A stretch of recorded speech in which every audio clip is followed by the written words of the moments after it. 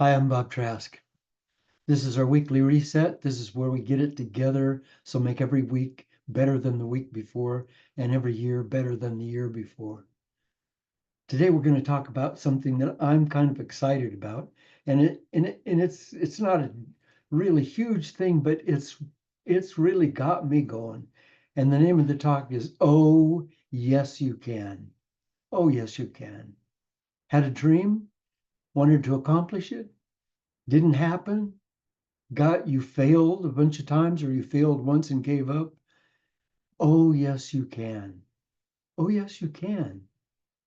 That that project, that idea, that thought in your mind about where you'd like to go, what you'd like to do, who you'd like to be. Oh, yes, you can. And there's no reason why you can't. But what could we accomplish? What could we accomplish if we stopped doubting ourselves? What could we accomplish if we stopped doubting ourselves? Robert G. Allen said, the most important thing to know is that you can do it, is that you can do it. So where did that self-devastating doubt come from? Where did it come from? I'm here today to help you make your dearest dreams come true. You ready for that? All you need to do is dig that dream out of the scrap pile and dust it off and shine it up and put it up where you can see it every day. Every day.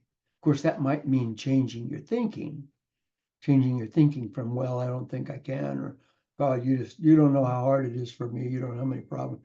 Well, no, I don't care about that. I don't care about that. I'm just like you. I'm no different than you.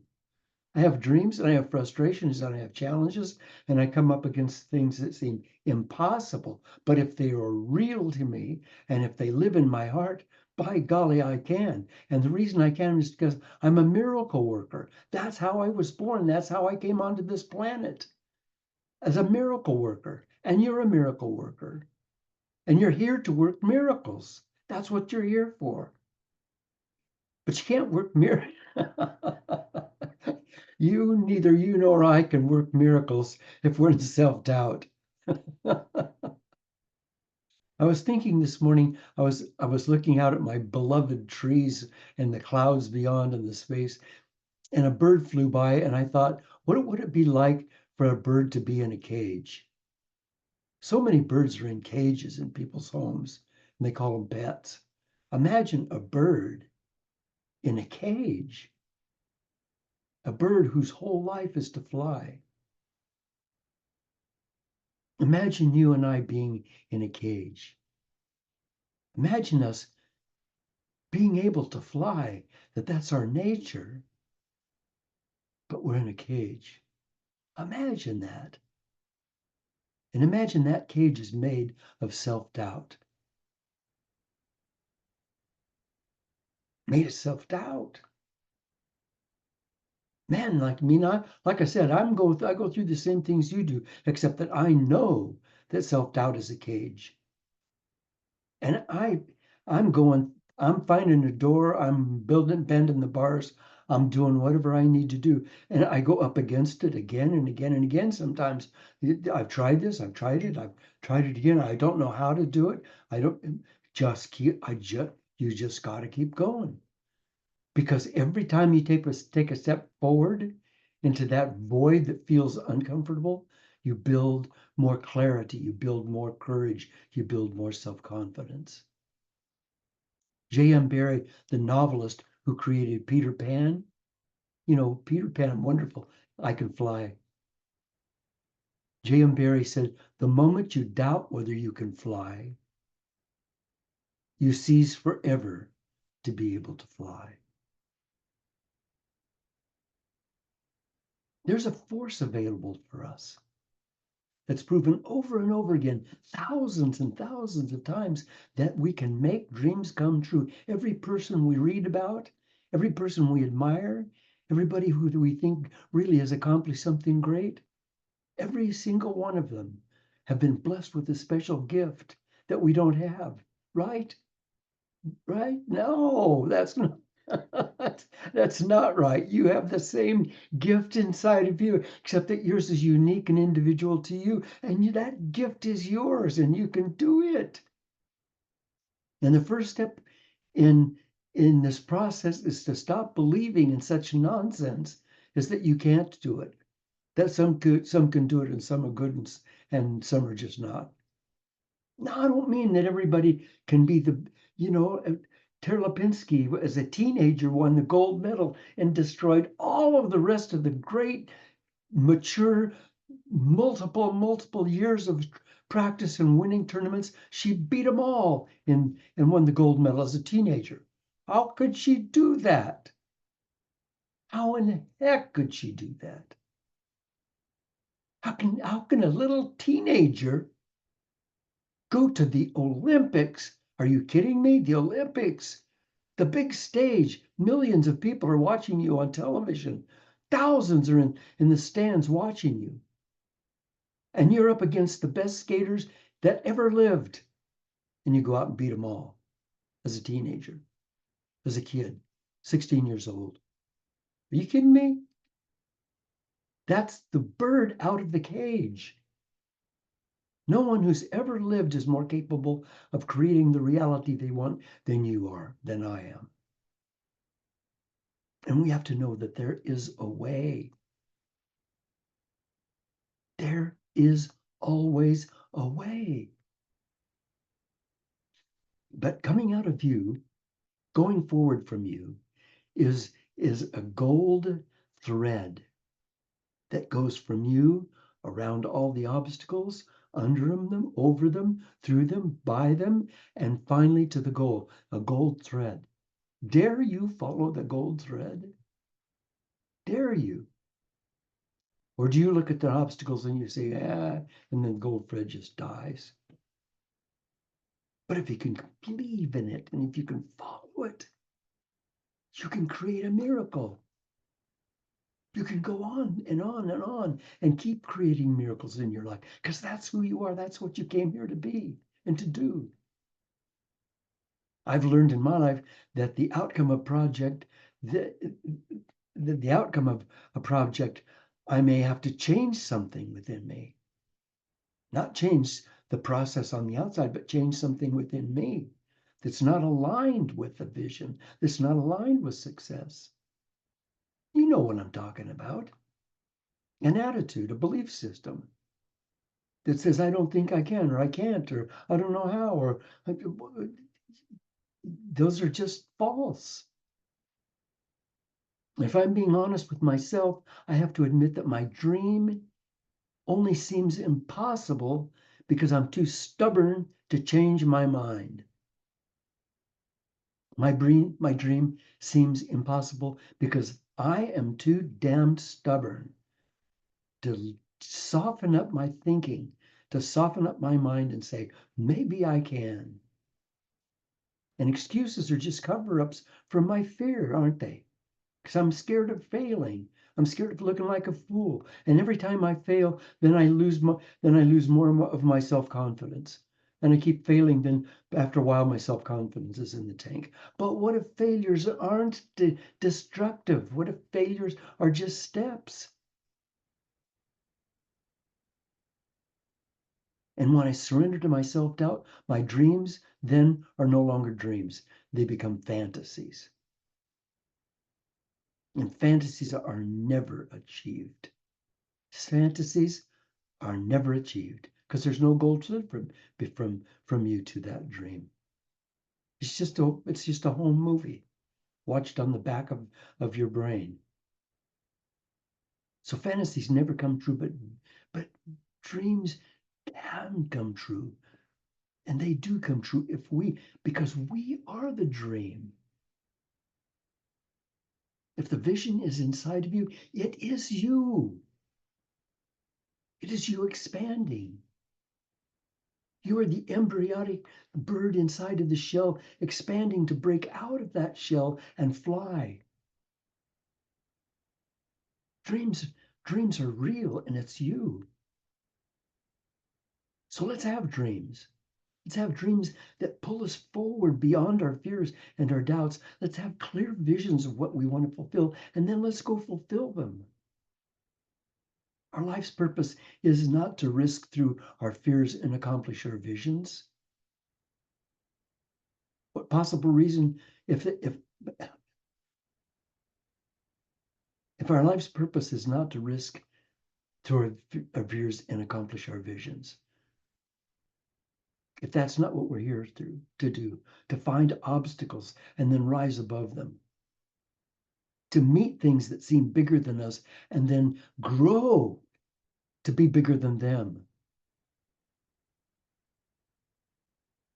to meet obstacles that seem insurmountable, huge stones in our path,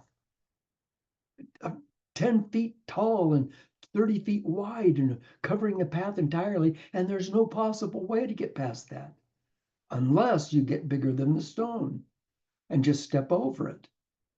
And that's what we're here to do. What other possible reason could we have for being here? My life was, when I was young, was I look back on it and it was pretty pitiful.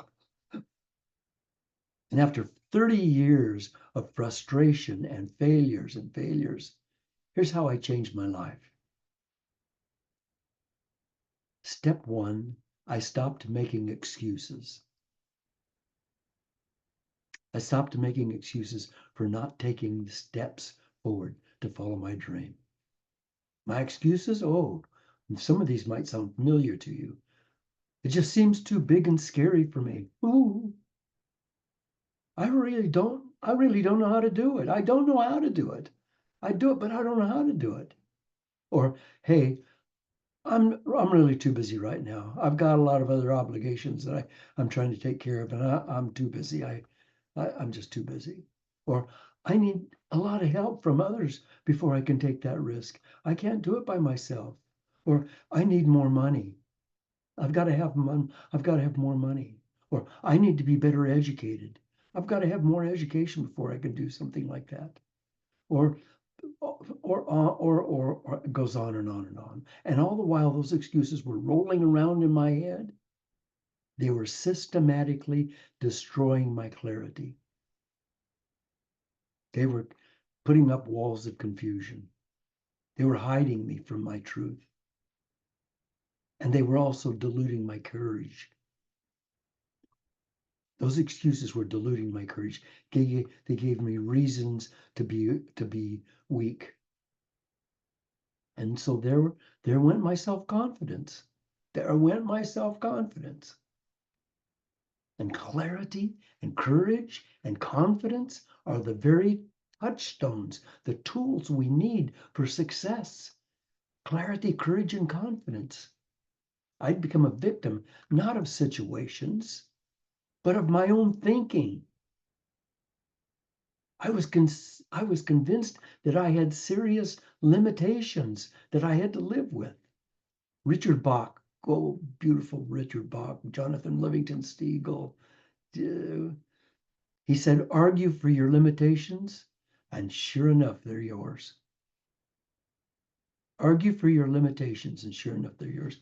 So when you hear someone complaining, oh God, I tried to do that, but the whole thing just turned into a rat's nest for me, and I just backed away. I just can't do it. I just can't do it. Yeah, you're right. You're absolutely right. You just can't do it. You're right. Unless you can. Unless you can. Unless you just keep moving into that rat's nest, and eventually you see how it sorts out. Like the rat nest was not in the situation, it was in your mind. And once you learned how to clear your mind, the rat's nest got clear. Years ago, a 15-year-old girl knew that I was a published author, and she came to me and she said, Bob, I want to be an author. I want to be a famous author. And she's 15 years old. And I thought about it and I looked at her and I heard the tone in her voice and I said, I said, Shanna, you already are a famous novelist. You just got it, you got it inside of a package and you got it all wrapped up. And I want you to unwrap that package and let her out. And here's how you do it. Write every single day and write with joy. Write every day about things that you're interested in. Write, write. And secondly, take every writing class you can. And that's how you unfold the package. Because the famous writer, the great writer, the one that you dream of, is already inside of you. She was still a kid, and she was still a young woman when Shanna Hogan became one of America's greatest crime authors. I was so proud of her. Another girl, this time 16 years old, knowing I'd been a professional actor, asked me for advice regarding becoming a famous actress. And I could see that this girl was filled with the passion. That was her dream. That was what was living inside of her. I could see that. So my suggestion to her was the same as to Shanna's, to realize that a great actress was already living inside of her. And she could release that artistic genius by acting as often as possible, little theater, school plays, whatever, and loving every single minute of it and taking every acting class she could. Her name is Annette Bening, one of the greatest and most famous actresses in the world. I could go on and on with more stories like these. People who had the clarity and the courage and the confidence to put their dreams into action. Step by step, these two young ladies learned how outstanding they were step by step by following their visions, by trusting and following that gold line that was running from them through the obstacles to their visions. And did they have obstacles? Damn right. Every one of them came up against the impossibility of going forward, and they did it. And you are the same. You are the same. Our fondest dreams are available to us. The question is, are we available to them? They're available to us. Are we available to them? Are we willing to make our dreams more important than our fears? More important than giving up? Failures only become catastrophes when they cause us to give up. Maybe the world's greatest basketball player that ever lived, maybe Michael Jordan, said, I failed over and over and over and over in my life. And that's why I succeeded. And that's why I succeeded. Gosh, I read somewhere how many games he lost because he didn't make that point. How many times he needed, his team needed for him to step up and he didn't make it. Failed. Sir James Dyson failed, listen to this, 5,126 times before he created the first working Dyson vacuum. What if he saw those failures as fatal? What if he failed and he said, I got to go get a job job. This is stupid. This isn't going to work. I've been up against, I can't. No, he 5,126 times. How many times am I willing to fail? How many times are you willing to fail? Depends on how beautiful the dream is. Elvis Presley was fired from the Grand Ole Opry and told to go back to truck driving. Elvis Presley. Colonel Sanders of KFC fame was rejected over 1,000 times before finding a franchise partner that would finance the KFC franchises. 1,000 times. Jim Carrey, famous actor and comedian, great actor, Canadian.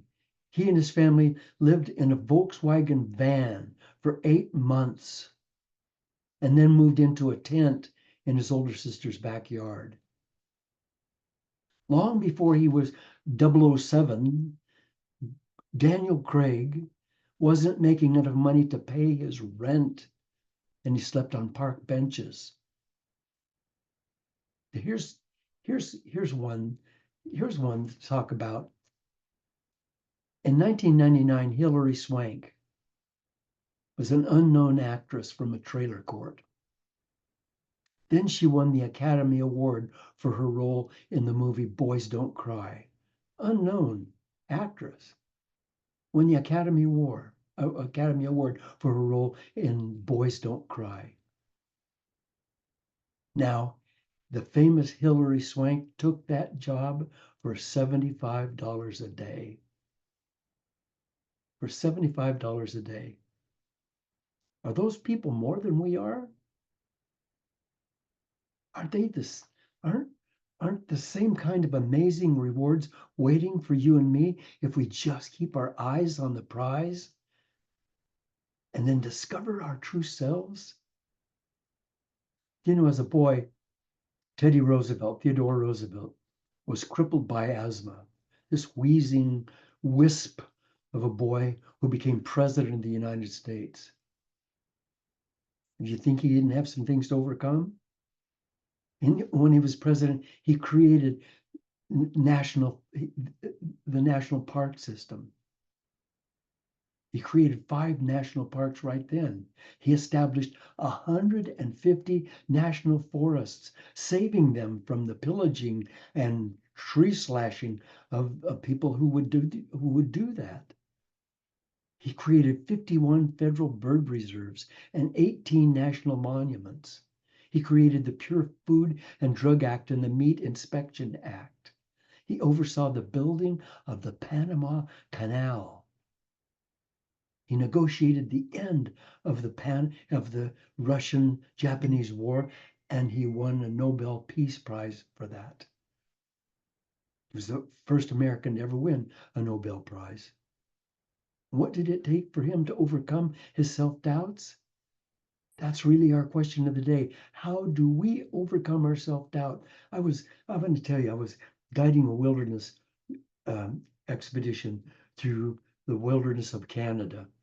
And we were coming up this steep mountain, and there was a big, huge logs, old growth forest, and some of the logs we could walk on under. Some of them had to get up and walk along the top of. And there were about a dozen people in this expedition, and we came out into a little glade, a little meadow. And in fact, when I was the first, and when I stepped out into there was a giant grizzly bear standing on this stump or this log, pawing away at it, looking for grubs. And she saw me, and she just got up and lumbered off into the forest. And we all came out, and we sat down around that log, and we talked and had lunch. And then I said, okay, we're going to go on. But where we were going to go, the forest was solid, thick, just thick. Trees were close together, and it was dark. And somebody said, Bob, how will we ever get through there? How will we ever get through there? And the answer is one step at a time. We need to dare take that next small step.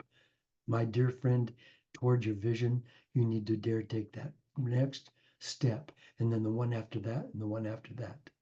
Because there is a wonderful new you waiting just beyond your self-doubts. There's a wonderful new you waiting just beyond your self-doubts. My friend, we have to simply make it one day at a time. Our failures only become failure when we see ourselves as failures. But we must want with all of our hearts to eventually find success and to not be disabled by useless excuses. The whole game plan is to make a step and then acknowledge that I took that step. I took that step. I've got the courage and the clarity and the confidence to take this step, and then our courage and clarity and confidence build. They build. I become more self-confident. I have more courage. I see more clearly what the next step is, and I see more clearly who I am. But I have to want that. I have to want that dream because that's what pulls me through. I have to want it. Tyler Seguin said, if you want something as bad as you want to breathe, then you can do it. Most of us fail not in striving for our goals, but in reaching for them with the sufficient courage and clarity and confidence. And the way we build that courage and clarity and confidence is by getting and staying fully committed to a goal. We got to be committed. So I hope this is making sense to you because this is coming from my heart. This is what I learned. And I promise you, I went through all of the fears and doubts and oh my gods. I I I got to where I am by never, ever, ever giving up. Boy, did I get knocked down. Boy, did I make some mistakes. Ooh, boy, did I make some doozy mistakes. Some of them were just stupid mistakes. When I look back, I can judge those in retrospect as stupid mistakes. But I was moving forward. I was always moving forward. And if I'd have let those mistakes collapse me, intimidate me, I'd have never gotten here. One of the world's most successful mountain climbers and a guy that I wished I had been able to meet. Just God, I'm so proud of this guy, W.H. Murray. He was challenged again and again and again by climbs that seemed impossible. Imagine going up a snowy, steep incline with your with all of your gear on and roped up and the wind blowing and the snow blowing and saying, God, I don't know. I don't know if we can do this. Again and again, he discovered this truth about commitment that's been my personal guide. Listen to this. Until one is committed, he said, there's hesitancy, the chance to draw back. Concerning all acts of initiative and creation, there's one elementary truth, one, the ignorance of which kills countless ideas and splendid plans, that the moment one definitely commits oneself, then providence moves too. And all sorts of things occur to help one that never would otherwise have occurred.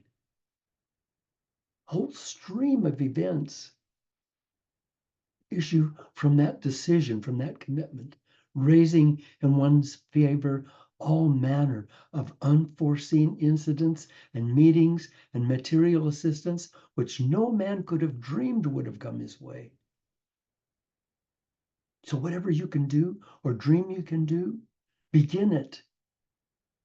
Boldness has genius, power, and magic in it. Begin it now. My friend, can we just get our fears and self-doubts out of the way this week and get committed to our lives at their fullest?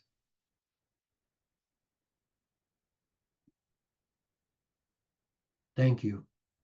Thank you. I'm Bob Trask. If this talk or my other talks are meaningful to you, will you please stop by bobtrask.com and leave a donation so Mary and I can continue to expand our work in the world. And incidentally, also make a donation, but also invite friends. And if you're watching this on YouTube, get other people to watch this. Let's spread this message around so that everybody can move past their obstacles, their self-doubts, their fears, their excuses, and accomplish what they came here to do. And our world becomes a better place. Thank you. Thank you for being with me. I love you.